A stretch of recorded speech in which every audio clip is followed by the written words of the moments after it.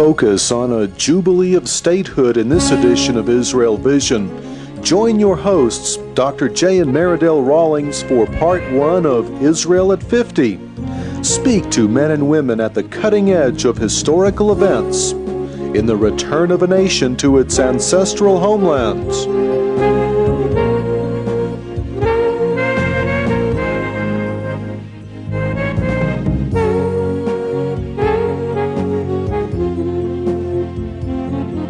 In 1948, Time magazine, in its first of some 40 cover stories on Israel, hailed the newborn nation with some prophetic words, and I quote, "Although in years to come fighting may break out from time to time, we need to stop pondering the question of whether there should be a Jewish state, and now to start asking, what kind of state will this be?" And as Israel celebrates now its 50th anniversary, this question continues to hold the interest of many people around the world. And in this program, we want to take a look at some of the people and places that have shaped the old new land of Israel.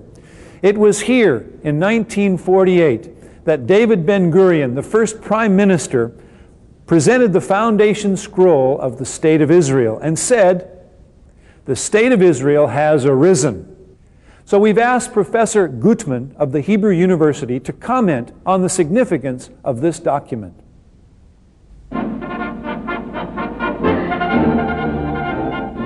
History has been made here in Tel Aviv this afternoon with the announcement of a Jewish state.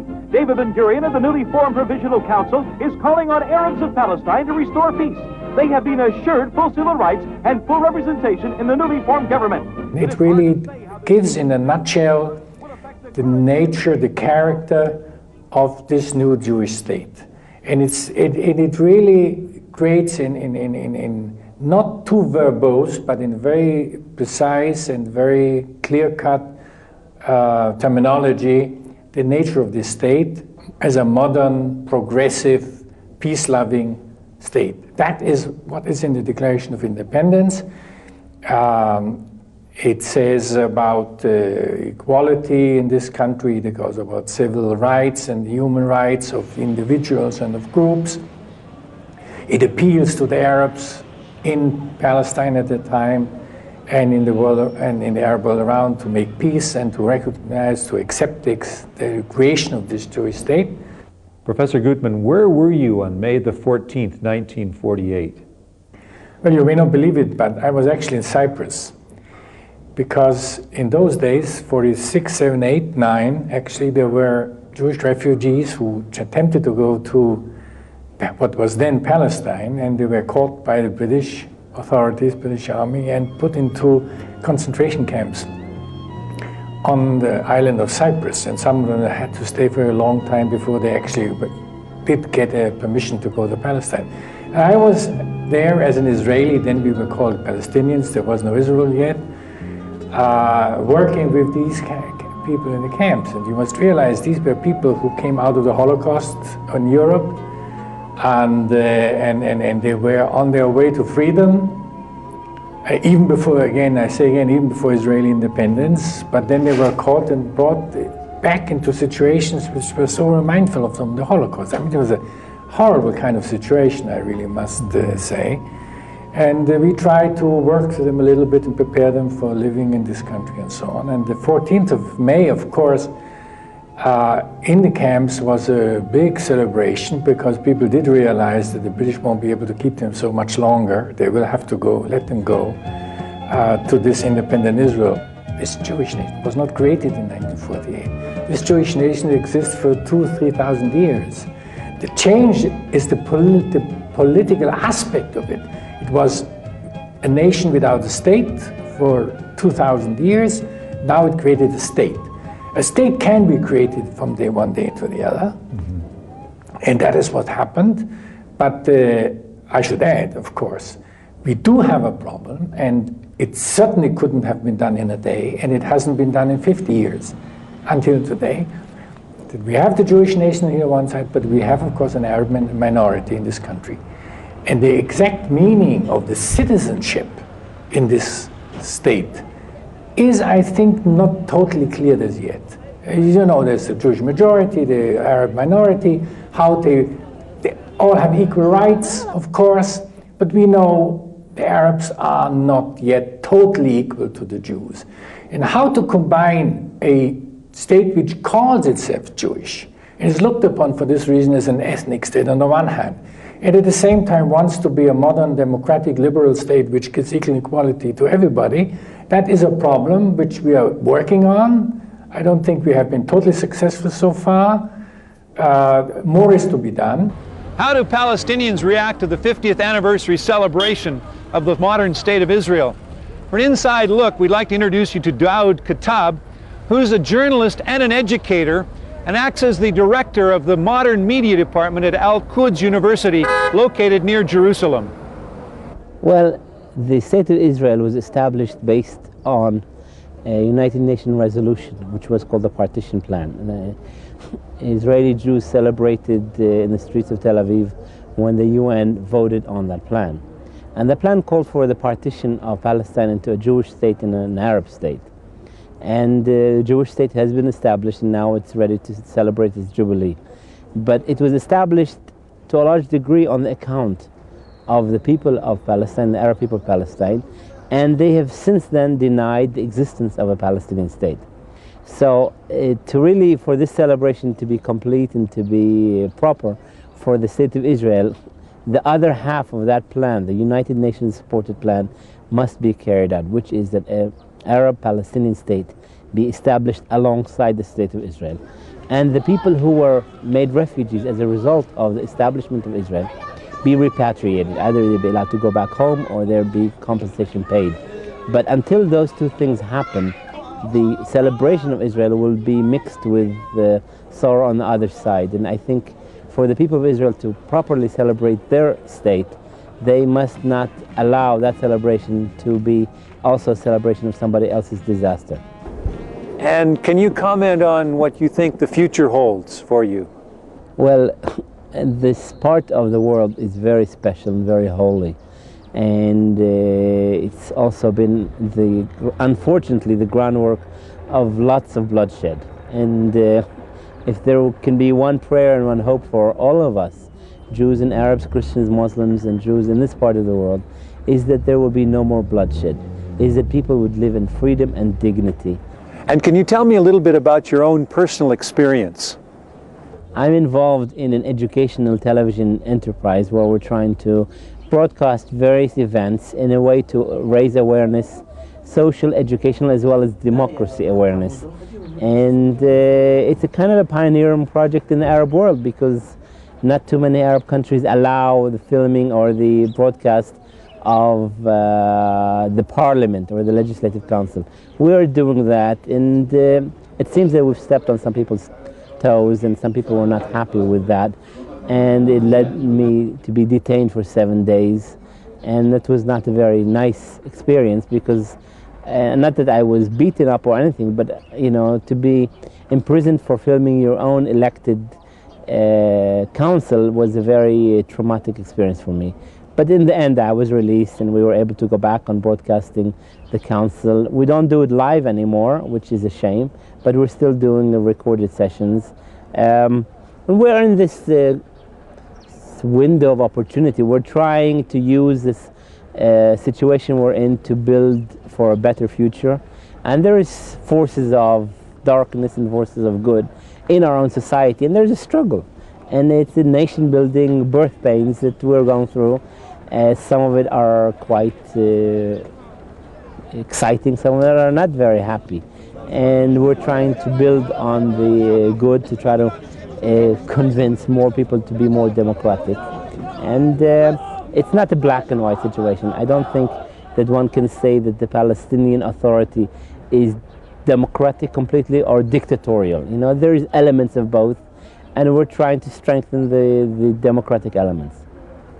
In 1993, the world learned that secret negotiations in Norway between the Israelis and the Palestinians had laid the groundwork for direct peace talks. One of the architects of these agreements that later became known as the Oslo Accords was former Prime Minister Shimon Peres. You're perhaps the architect of the Oslo Accords. Could you tell us your your hopes for a new Middle East? The problem, I mean, to define it clearer, it's not a new Middle East, but a Middle East in a new age. It's not the land which is going to be changed, but the relationship and the setup. It was clear in my mind there will be a new Middle East, either in the way of arms or in the way of economy. If nothing will be done, we shall see as it may happen. A Middle East full of missiles that don't recognize borders. A Middle East full of non-conventional arms, biological, chemical, eventually nuclear, ruled by impossible people like Saddam Hussein or Khamenei or Gaddafi. I mean, impossible people and extreme movements were always a matter of history, but never did they possess missiles, and never did they possess non-conventional arms. And since I felt that all this is a poor prospect, not only for us, but for our neighbors, I thought that we have to change and go over to new coalitions instead of continuing the old animosity. Namely, I felt that we can go over from a world of enemies to a world of dangers, and from a world of poverty to a world of new potential economically, because economy too doesn't have borders. And today the sources of wealth and strength are neither land, not even water, but science and technology and education. And I still think this is the case. I mean, there will be enough foolish people that will close their eyes and say everything will remain as it is, as it used to be. Nonsense.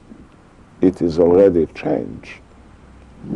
And when we started Oslo, I thought that we can help to lead the Middle East from a world of confrontation with the most ugliest weapons to a world of cooperation with the most promising economy.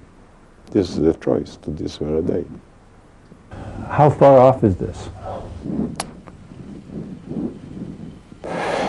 You know, we don't have much time, because even when you have the most modern technology and science, psychology still plays a role.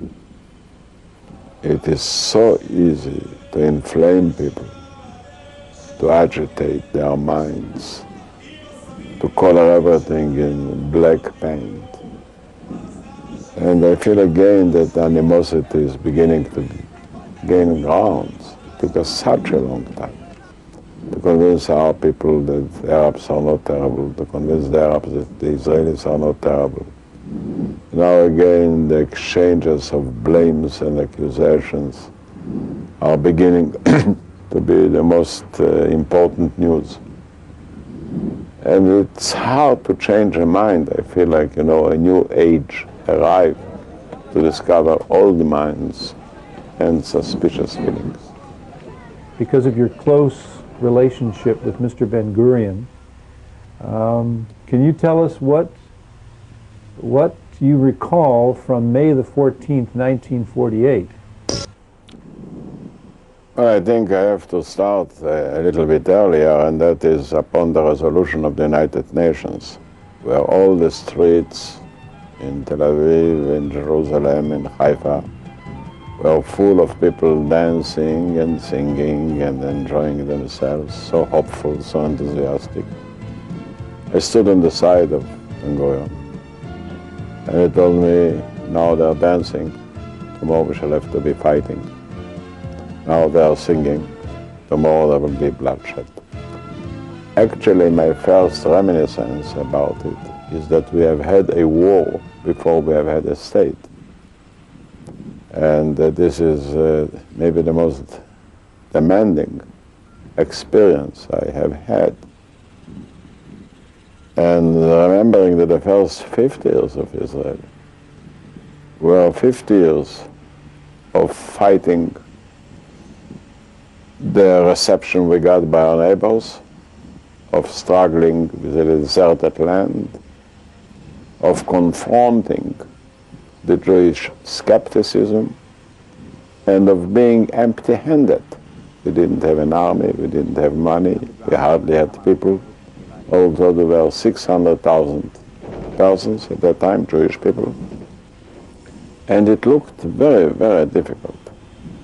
I was already then in charge of the arms, and I knew that we have little arms. We didn't have neither real planes nor guns. You know, we didn't have a real gun. And we were outnumbered and outgunned. So whatever looks today so joyful and great was at that time so warring and demanding. The only really stronghold in a strange way was Ben-Gurion himself.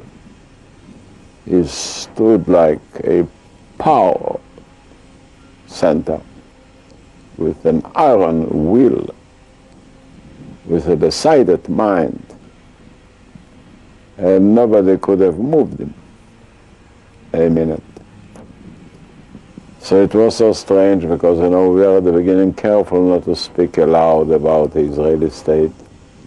But then the terrible news of the Holocaust came in. And Ben-Gurion says, now urgency is the call of the day, because the remnants, the refugees of the Holocaust will not find a homeland but in Israel. So even better to have Israel on a smaller part of the land than trying to have all of the land and postpone the creation of an independent Jewish state. What about the assassination of Prime Minister Rabin? How do you recall that? What does that mean to the state of Israel? It was a real tragedy and a shock to the nation, not to speak about a personal shock to me. Because, you know, very rarely can two persons, even for a short while, work so closely together with a deep understanding of the nature of our responsibility. Namely, we came together not to serve each other, but we came together to serve a nation by taking the most difficult dilemmas. And I can remember the last day and the last moments, actually, of the life of Rabin. These were the happiest day in his life. I never saw him so happy. I mean, he was so much surprised by the unexpected support that he got, that the peace process got, that all of us got. You know, I knew him for 50 years. He never embraced me in his life. That day he did. I knew him for 50 years. I never heard him singing. That was the only night that I can remember. The three of us, the singers, he and myself, were standing and singing. And since none of us was a famous singer, so we were given the piece of paper with the words of the song. Let's the morning come, let the sun shine, let the peace come. And then he folded a piece of paper, put it in the pocket of the jacket, and a few minutes later, his heart and the song were penetrated. And he was dead. Israel today is a country sharply divided. Half of the population favor giving up land for peace with the Palestinians. But one man who has consistently stood for the principle that the land of Israel belongs to the Jewish people is former Prime Minister Itzhak Shamir. I am convinced that we did a lot, and we reached a lot. The Zionism was a story of success. There is no doubt about it. At this moment, in those year of 48, we have been here in Israel some 600,000 Jewish people, and now we are near to 5 million. It's something important. You cannot neglect it. But on the other hand, we know it's not enough. In order to live, to be active as a people, as a political factor, and stand against all the obstacles, all the attacks against us, we need more. We have to be a bigger nation, and we have still all over the world, we have another 8 million Jewish people who are abroad. And we have to, this is our mission now. This will be our mission, to concentrate here a great part of them, to bring them here in Israel, and to be a nation of at least 10 million, so more. Is there one thing that you remember while you were Prime Minister, one of the most important things that happened to you that you'd like to share with us? Yes, of course. In this, and this sector of activity, the ingathering, this was for me always the most important side of our activity, national activities. The most important thing during my premiership was the immigration from Russia, from Soviet Russia. We have seen it like a miracle. You know, the Jewish community of Soviet Russia was separated from us for more than 70 years or so. And nobody believed that the day will come and it will change. And now it came. And I was very active in this item, this issue. It was not easy. And then came the time to bring here the Ethiopians, the Ethiopian Jews. There were not many, but it was more symbolic.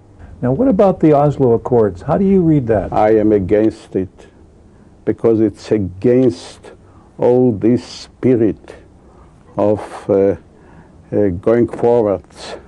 Because the Oslo, for instance, the fulfilling of the Oslo Accords will not enable us to bring all the Jewish people here.